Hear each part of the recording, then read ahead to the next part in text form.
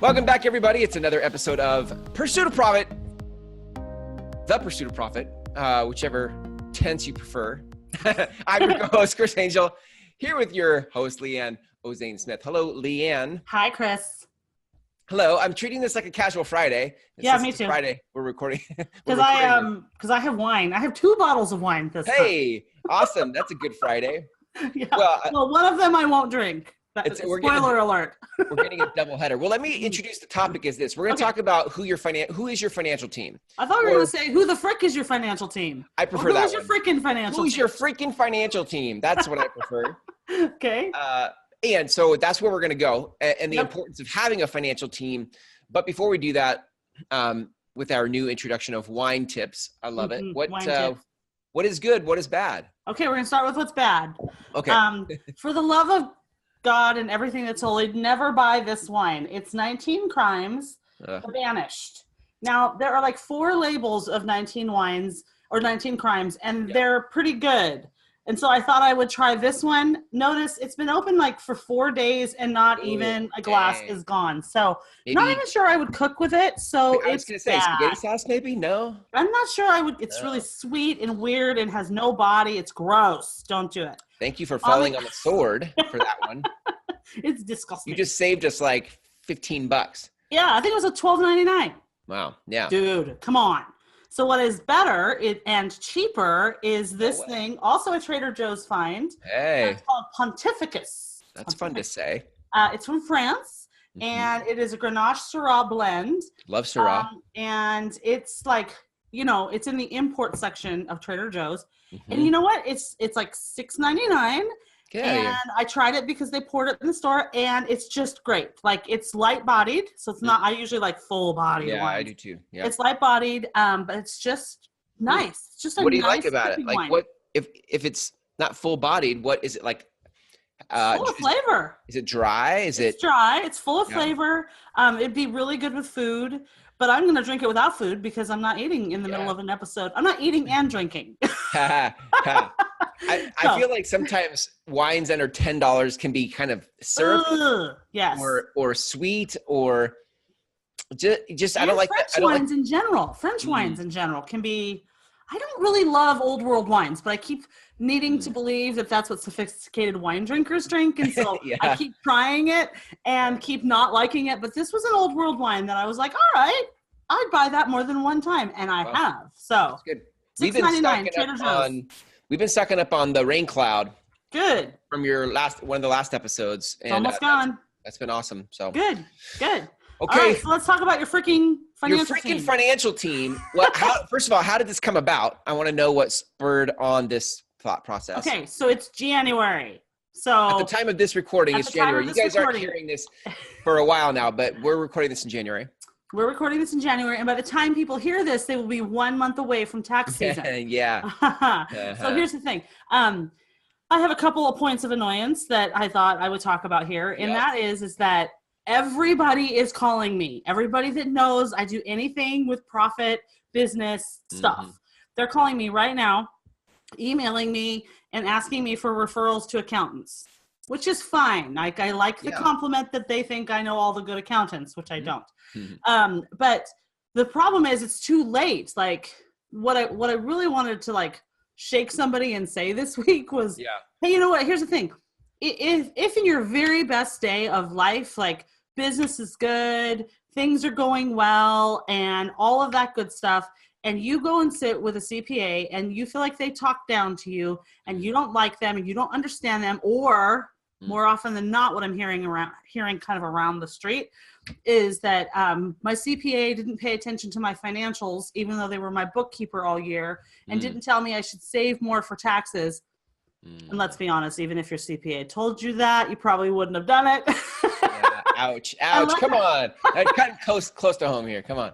Unless you have a profit plan like you and I do, and we have, strategic strategy to save for taxes, but I digress. So I hear it all the time that there's like this, hey, I need an accountant and my accountant's not helping me and I need a new one and I don't like that one. So Right. On your best day, when business is good and all of that is great, and you don't like your accountant, or you don't trust them, or you don't think they're good communicator, or they can't get you in, then oh my gosh, what happens on the day that you have an audit notice? Yikes. Show up in your, right? So I wanted to talk about how important it is to put a little bit of effort, not right now, because this is not the season to do it. CPAs are crazy. They go comatose from January to, April 15th. They don't want to meet you. They don't want to talk to you. But it's really important that when we get through this time frame, that you actually go and interview CPAs and get to know them. Like, how do you practice? And just get a sense for what is their, what's their personality? What's their communication style? Do they give you eye contact? Do they laugh with you? Do they ask meaningful questions? Things like that. Instead of just like walking in there with a stack of papers and hoping it's all going to go well. Yeah. You want to add to that? Yeah. Well, I think I was going to ask you, like, what are some criteria? And I think you just rattled off a great list there. Like, I'm not sure I would always know what to look for. I feel like in my head, I'm like, oh, well, I want them to be good at tax strategy, but I'm not sure I know the questions to ask. Yeah. It sounds like there's stuff even before that, though. That's just like, would you, in your words, would you have wine with them? Would you, do you even enjoy their company? Because if you don't. Oh, baby. When that audit happens, or, you shouldn't dread going to see your CPA. Like, this should be a meaningful and important relationship. Like, the financial team that a business needs to be an important relationship, not an afterthought. Yeah. And that's not going to happen right now. Like, now is not the season to try to get to know a CPA. So I really think that's important. And another thing I want to add to it is I have, there are such things as bad CPA firms. And my definition of bad is you aren't proactive. You don't take good care of your clients. You don't respond to emails or questions. So when I'm profit coaching with people, I'll say, hey, I'd like you to write your CPA and ask them these questions. And I would say with real accuracy, about only 50% of the CPAs that are involved in my practice and the people I work with respond at all. Or they give really cagey answers. And that's a good example of a bad CPA. Like, that doesn't work.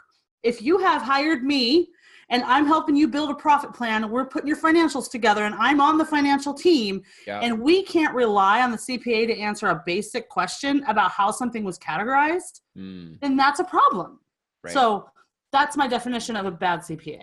I think we used to call this, growing up in business, we used to call this a missing persons report, where you basically like list out everything you want in the team, the teammate, the team member, before you ever talk to anybody, because sometimes you get in front of somebody and you sort of forget the list and you just kind of settle for whatever. Yeah. I think my wife did this actually with me in a spouse. She had a list of like, I checked most of the boxes. So, but it's good to do that before you ever go talk to somebody, because you don't have to think on the spot of like, what am I looking for as you're talking to somebody? You have it, right? Yeah. I can really see somebody having a conversation with you about like, what would be on my missing persons report? Like, they would ask you that and you would give them some great things. Go back and listen to this episode again, people, because Leanne already rattled off a bunch, but I bet there's some other questions you could give them to ask if they had a conversation with you that would help them really look, absolutely what to look for. Absolutely. I say this too. This doesn't just apply to CPAs. Like, when we talk about your financial team, I mean, we're using CPAs as the placeholder, but this is that's because it's almost tax time. Yeah. Right. Yeah. Your profit coach, your financial planner, your bookkeeper. Let's talk about that. Yeah. Yeah. So I'm just going to like lay it out there, because I am not afraid to give financial advice. So I would say with quite a degree of accuracy, about 70% of the people that have a form of bookkeeping software, they use QuickBooks. But 70% of those people are using QuickBooks online, because Intuit, which I think is an evil company, Intuit is really pushing it. They want to get people into a software as a service platform. Right. But it is missing huge things. It's missing gaps that really don't work. So example would be a lot of times when I'm working with a business that has multiple employees and multiple departments, what they need to do is they really need to silo each one and say, okay, I'm picking on a restaurant that I'm working with, but our restaurant, we want to hold it accountable for its own budget, essentially, not this one big global budget. And then we also do stuff with catering. And so we want to make sure that we see it as its own thing. So QuickBooks Online, you just can't do it. So Intuit will really push QuickBooks Online. But I would not suggest that people choose to use it, because when it goes the other way and you hire a bookkeeper, the bookkeeper does not want to use QuickBooks Online. She or he does not, because it's full of holes, it's deficient, and it's a better interface than a person like you and me are accustomed to, so it feels more approachable, which is why I think people are using it or trying to use it. And then when they figure out that they don't think like an accountant and they're like, I can't do this, I'm behind on my books, then they try to delegate it, and then the bookkeeper is just like, So what you can do is you can buy regular QuickBooks for like $200. Not that I would recommend that, because I don't recommend QuickBooks. But if you're going to use QuickBooks, $200 to get the product, and then like a $30 update every 2 years, which is better than $35 a month for a product that really doesn't work. So if you live in Spokane like I do, and your bookkeeper is in Denver, that's one of the reasons that people want QuickBooks Online. But what they don't understand is their QIF file can be stored in the cloud, and the accountant or bookkeeper can grab it, and they can do your books from anywhere in the world. So that's not a reason to not use QuickBooks Desktop. What is a QIF file? You're dropping big lingo here. I am? That's so not like me. Makes you sound really smart. I don't know what it is, though. What's a QIF file? It's the same thing. It's just a proprietary file for QuickBooks. It's the book file. Like, it holds all your books. You couldn't open it in Excel or anything like that. It's Do you back it up to the cloud? Is that like, how does it get in the cloud if we're buying the desktop version and not the cloud version? What people do is they save their QIF file to Google Drive, Dropbox, or whatever, and they give that person access. So that person grabs your file, updates it, puts it back. Got it. So there's a way to do that. Anyway, I still don't want people using what do you recommend? What do you recommend if not QuickBooks? I recommend, believe it or not, unless somebody is an S corporation, I recommend that they use Quicken, because they can do their own bookkeeping, and it's pretty easy and straightforward. Okay. If you have employees and payroll and stuff, there's ways to get that done out of Quicken. So if you just want a simple way to just manage the money in, money out of your business, which has nothing to do with profit planning and budgeting and forecasting and stuff. We do that with bank accounts in my practice. But if you just want the rear view mirror, that's the easy way to do it. And then the other app that I like the best is called Wave Apps. And Wave Apps is free. It's very simple. It's online. And it actually is pretty intuitive. It was made by people who actually care to see people succeed with money. And the way they make their money is they have a payroll service that you can use. So that's how they make their money. And they're great. And it's free. And it's better than, like, it does what QuickBooks can't online? Yes. Okay. It's great. And it's free. Is it, and it's through the desktop? I mean, it's a website, I'm assuming, and it's probably mobile responsive. It's in the cloud. Yep. Wave app. That, we're getting wine tips and software tips today. Holy cow. I'm ranting. Don't buy QuickBooks Online. It sucks. That's so funny. But on your financial team, we're talking about who the hell is your financial team. You got to have a CPA you like. And oh my gosh, for the love of Pete and Moses, you got to like your bookkeeper. Like, if that's a task you're going to delegate to somebody, then he or she needs to be somebody that you can communicate with well. Because they don't do a good job, bookkeepers, putting things in the language of people.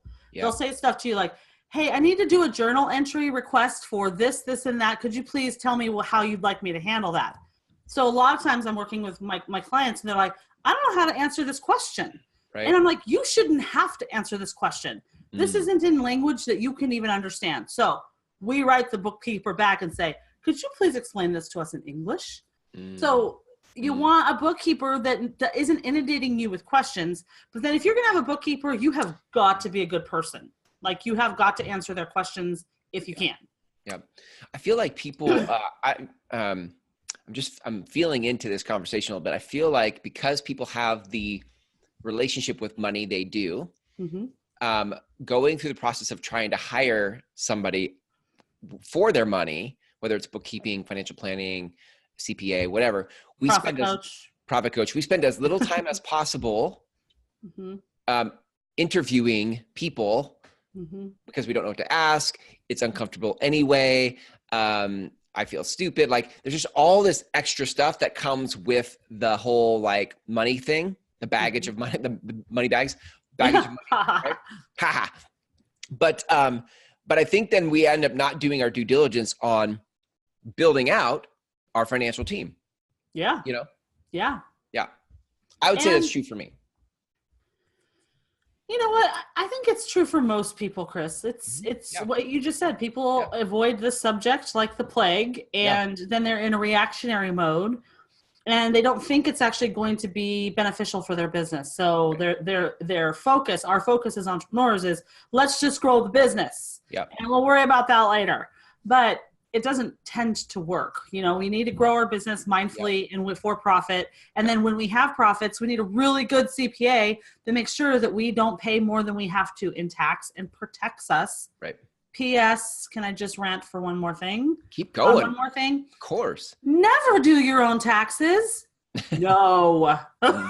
Yeah. Say more, because I know a lot of people listening are like, oh. Yeah, they're getting ready to buy TurboTax. No. We do not do that. We have a financial team because we are business owners. If you're a family only, you have no business interests or any of those things, you're just basically like mom and dad and kids, then fine. You can use TurboTax all you want. But if you have a business, here's what you got to know.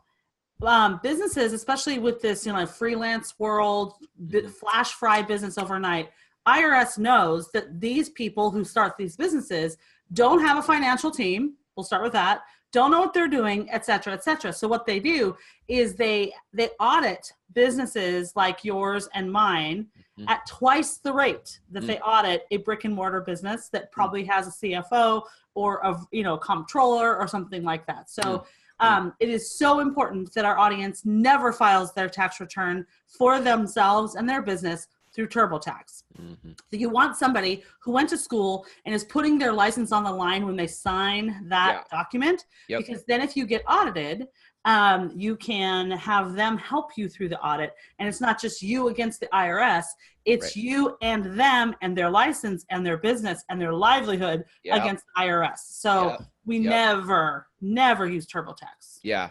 I lost my train of thought. What were we talking about? No, but that's worth its weight in gold. I mean, that's, we don't even need to go back to whatever. I lost a train of thought too, but I mean, that's worth its weight in gold. I think there was another thought I had too about that.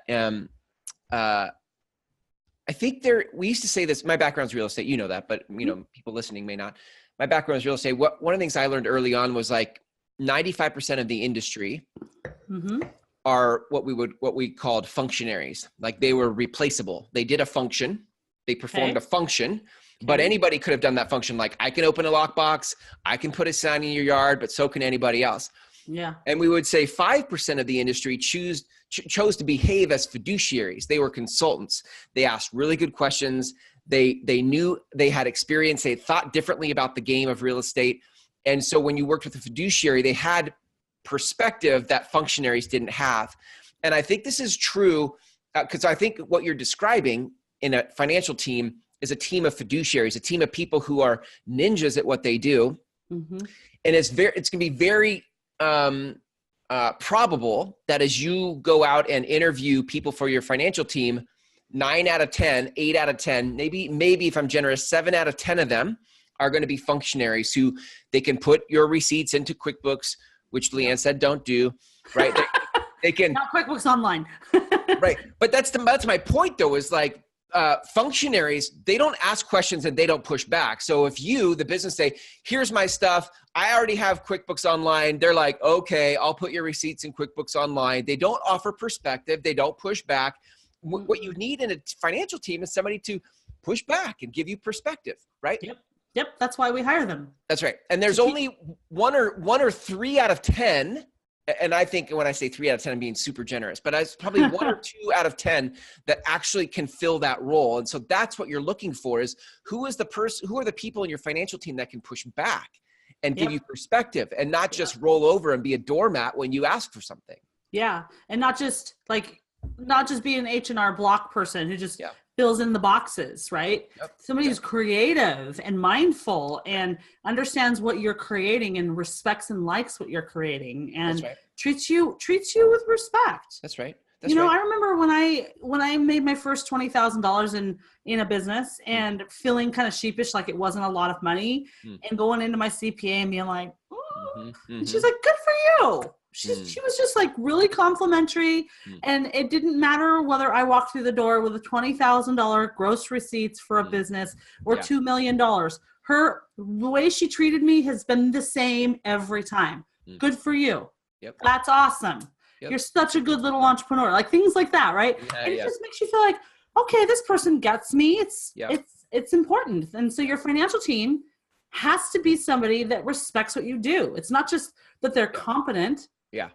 So a lot of times I find that industries follow certain financial professionals. It's almost like, well, this guy really understands real estate, or this lady really understands direct selling, or that person understands how home-based business deductions work.